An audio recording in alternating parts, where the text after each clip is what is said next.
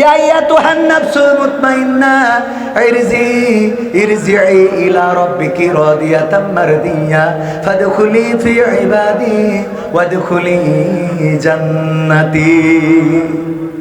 সূরা আল ফাজর। হাফেজ সাহেবরা কইতে পারবে, আমি তো ভালো করে পারি না। হ্যাঁ ঠিক তো?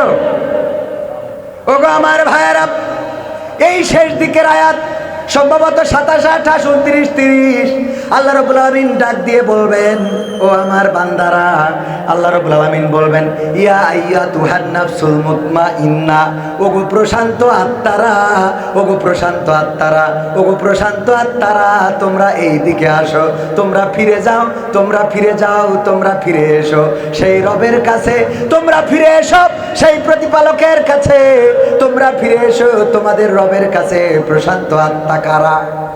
আল্লাহ ডাক দিবেন, ইয়া আইয়াতুহান নাফসুল মুতমাইন্না। নাফসুল মুতমাইন্না মানে প্রশান্ত আত্মা।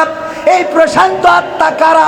প্রশান্ত আত্মা যদি হতে হয়, আল্লাহ যাদেরকে ডাক দিয়ে বলবেন, হে প্রশান্ত আত্মা, তোমরা ফিরে এসো রবের কাছে, তোমরা ফিরে এসো রবের কাছে সন্তুষ্ট চিত্তে, সন্তোষজনকভাবে, এবং তোমরা দাখিল হয়ে যাও আমার বান্দাদের কাতারে, এবং তোমরা প্রবেশ করো জান্নাতে। বলেন সুবহানাল্লাহ। এটা নিয়ে আমার একটু আলোচনা। এই আয়াতটা যখন নাজিল হচ্ছিল, আল্লাহ নবীর সাহাবী আবু বকর রাদিয়াল্লাহু তাআলা আনহু পাশে ছিলেন। বললেন, কত চমৎকার কথা আল্লাহ রাব্বুল আলামিন বলেছেন যে, হে প্রশান্ত আত্মা, তোমরা সন্তুষ্ট চিত্তে রবের দিকে ফিরে আসো, আর তোমরা দাখিল হয়ে যাও, তোমরা দাখিল হয়ে যাও বান্দাদের কাতারে, আর প্রবেশ করো জান্নাতের ভিতরে। এত সুন্দর কথা আল্লাহর নবী আল্লাহ রাব্বুল আলামিন কাদেরকে জানিয়ে দিয়েছেন? আল্লাহ নবী বললেন, তাফসীরে ইবনে কাসিরে এসেছে, আল্লাহ নবী আবু বকরকে ডাক দিয়ে বললেন, ও আবু বকর, তোমার মৃত্যুর সময় এই কথাগুলো বলা হবে। বলেন সুবহানাল্লাহ।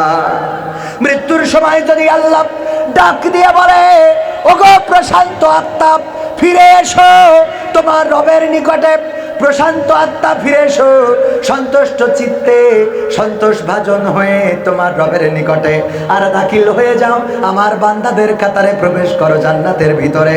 এমন একটা ডাক যদি মৃত্যুর সময় আল্লাহ দেয়, এর থেকে বড় ভাগ্য আর কিছু হতে পারে নাকি? বলেন পারে? মারা যাওয়ার সময় যদি এতটুকু ডাক দিয়ে আল্লাহ রাব্বুল আলামিন বলেন, প্রশান্ত আত্মা জান্নাতে দাখিল হয়ে যাও, সন্তুষ্ট চিত্তে আমার দিকে ফিরে আসো, এইটাই আমাদের জীবনের বড় সফলতা হবে।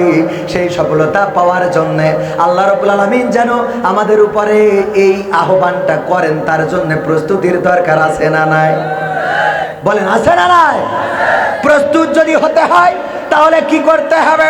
1 নম্বর কাজ হলো আল্লাহর জন্য নিবেদিত প্রাণ হতে পারবেন। নিবেদিত প্রাণ হওয়া যাবে।